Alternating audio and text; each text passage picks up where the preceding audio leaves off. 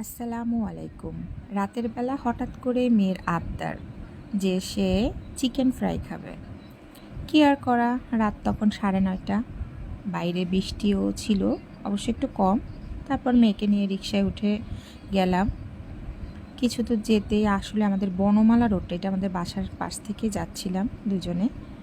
কিন্তু বনমালা রোডটা সারা দিন সকাল থেকে শুরু করে রাত পর্যন্ত, মানে যত রাতই যাক জ্যাম আর জ্যাম থাকবেই।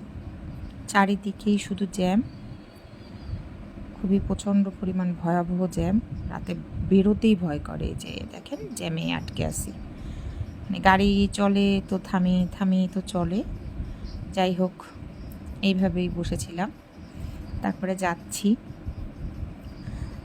মেয়ের আবদার বলে কথা, মানতে হবে। এরপরে ওয়াসাবিতে গেলাম মোমো খাওয়ার জন্য।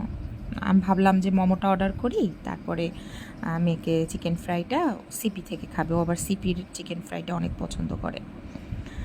যাই হোক, এখন সিপিতে চিকেন ফ্রাইটা তখন পাইনি অ্যাভেলেবেল। পরে বার্গার আর চিকেন বল অর্ডার করলাম, আর ওয়াসাবিতে মোমো অর্ডার করে আসলাম যে আপনারা একটু দিয়ে যান, যেহেতু ওখানে অনেক ভিড়, বসার জায়গা নেই।